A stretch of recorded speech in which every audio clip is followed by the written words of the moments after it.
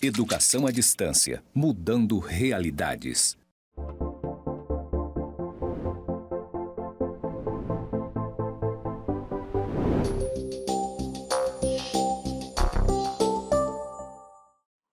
Olá, pessoal, tudo bem com vocês?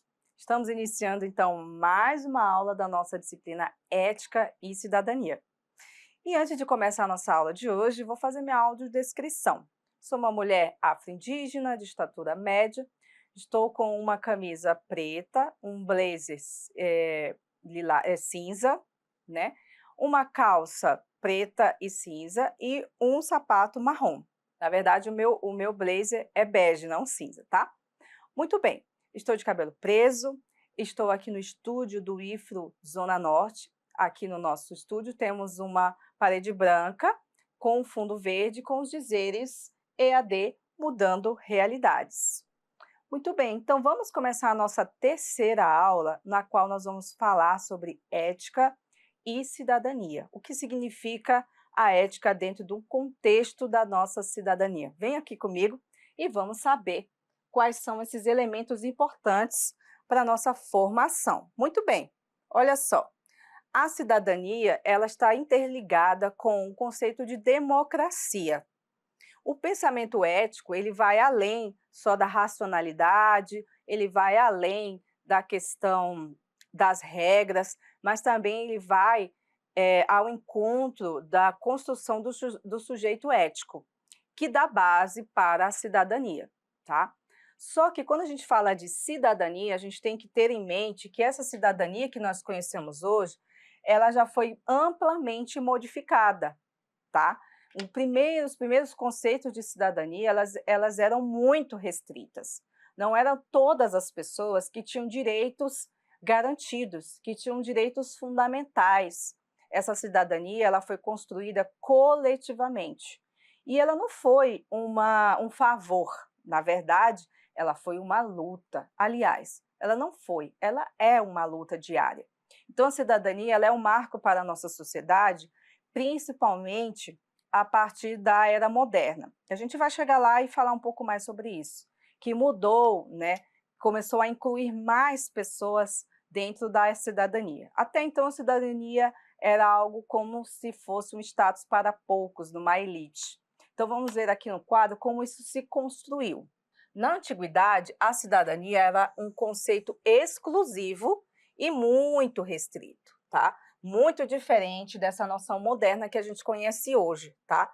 O que a gente deve observar é que estavam excluídos da cidadania, em que os gregos chamavam, né, de dependentes. Quando a gente está falando aqui de cidadania, a gente está falando da cidadania grega, tá?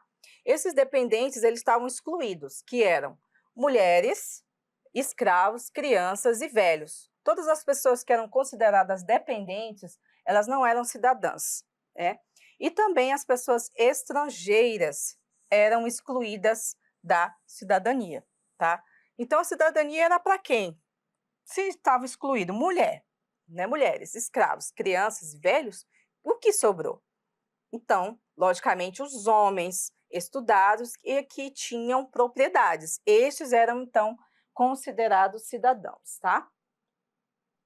Em primeiro lugar, então, a democracia, ela se afirmava a partir da ideia de igualdade entre todos os homens. Quando a gente está falando de homens aqui, gente, são homens mesmo, homens do sexo masculino, né? Porque muitas pessoas confundem ainda essa questão. Quando a gente está falando dessa igualdade entre os homens nessa cidadania grega, eram homens adultos que tinham direitos de participar diretamente do governo da cidade, que era chamada na Grécia de polis, né?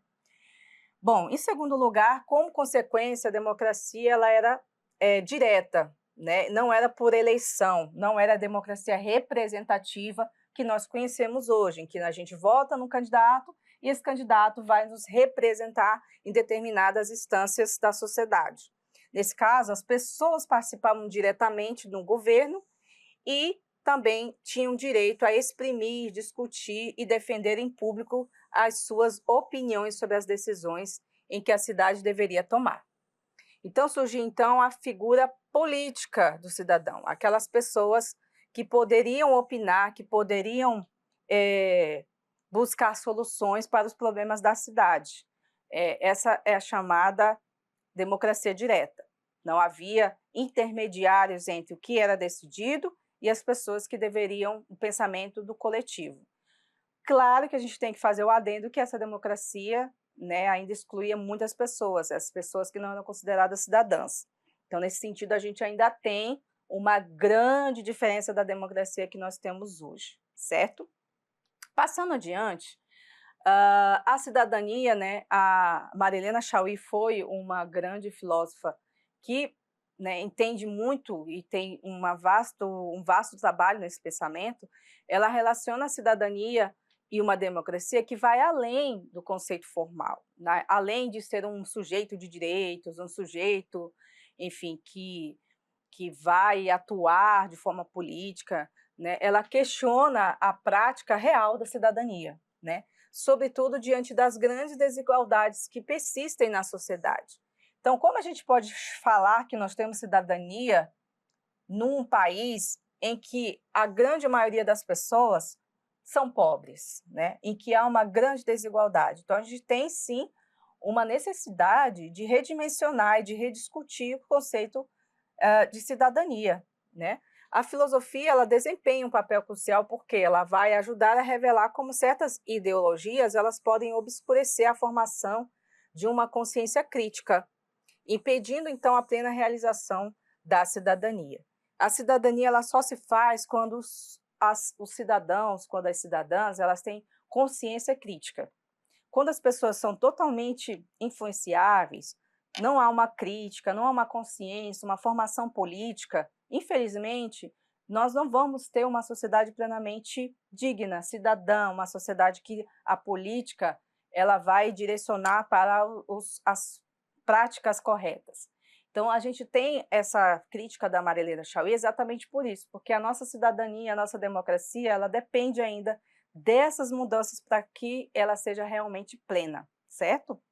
Então, na cidadania liberal que veio juntamente com as mudanças da sociedade moderna, com o Estado moderno, né, nós vimos que essa cidadania ela passou, né, de uma cidadania, de uma democracia direta para uma democracia representativa, né, que deu um certo alargamento de participação política, ampliou a cidadania política porque mais pessoas puderam participar da política, como mulheres, né, pessoas de baixa renda, então todos poderiam participar dessa cidadania, né, principalmente através desse sufrágio universal, que a gente fala que é, né, a participação maior das pessoas na política.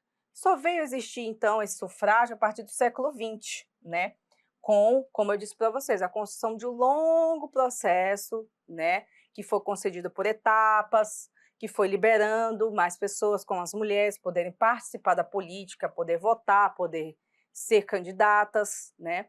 Então, a gente viu que essa ampliação da cidadania, ela não foi algo fácil de conquistar, ela foi produto de muitas lutas, né? Lutas populares contra essas práticas liberais. Então, demorou muito tempo, só a partir do século XX, que essa cidadania foi ficando cada vez mais inclusiva.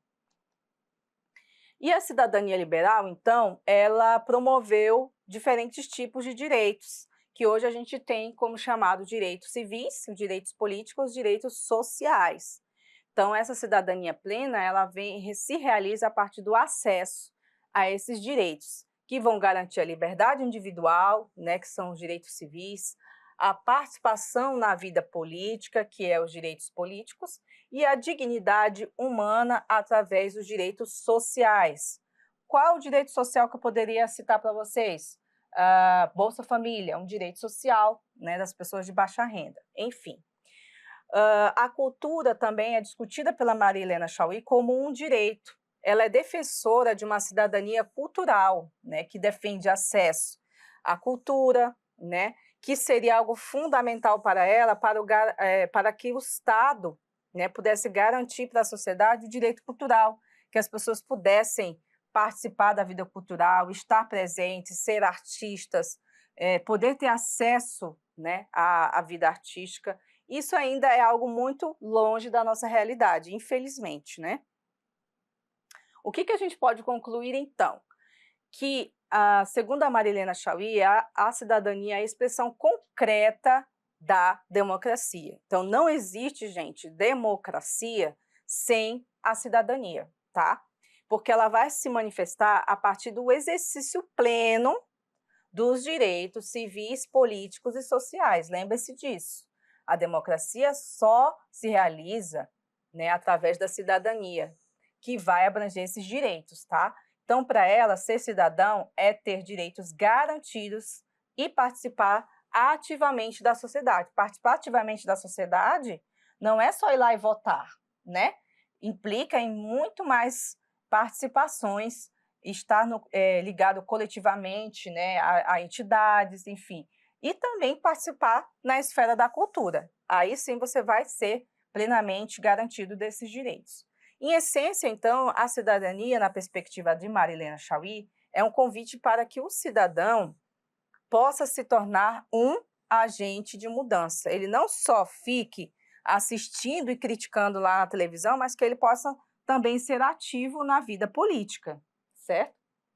Mais algumas questões aqui é que, ao usar a filosofia para examinar a sociedade, a ética e a política, o indivíduo contribui para o debate público para aprimorar a sociedade onde vive. E a ideia é essa, a gente aprimorar o que nós conquistamos e melhorar ainda mais, tá? Então, a cidadania, gente, portanto, ela é uma prática, certo? Que está em constante evolução. Como eu disse para vocês, a cidadania não é algo pronto e acabado, ela vai sendo construída conforme, né, as demandas que a sociedade traz. Ela também é alimentada pelo pensamento crítico, sempre, né, sempre está autocrítica nas próprias práticas cidadãs, e buscar incessantemente a justiça social, as verdades, né? A justiça principalmente pelas pessoas que mais precisam, as pessoas pobres. Então, a gente vai voltar depois com esse tema aqui na nossa última aula, tá? Quando iremos abordar um pouco sobre a cidadania no exercício profissional.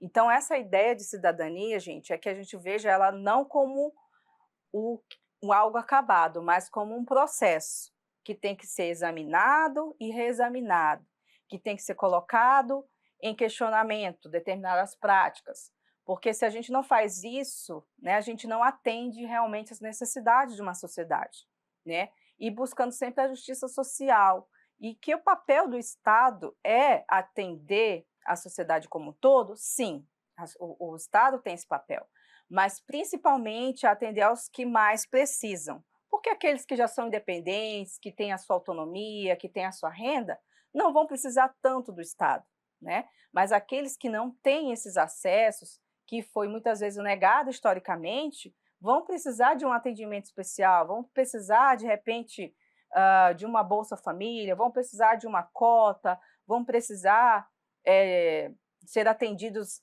na rede pública de ensino, no SUS. Então, essas pessoas elas vão precisar de um atendimento diferenciado. E é papel do Estado, não é papel da rede privada. Papel do Estado fazer, né, buscar a justiça e diminuir essas desigualdades, certo? Muito bem. Então, gente, está aqui as nossas referências de hoje, da nossa aulinha da aula 3, na qual a gente discutiu os conceitos de cidadania. Então, nós vamos para a nossa última aula. Na próxima aula, nós vamos falar um pouco mais sobre o exercício profissional, como você, como profissional de gestão pública, vai utilizar esses conceitos no seu dia a dia, certo? Então, aguardo vocês lá e até mais.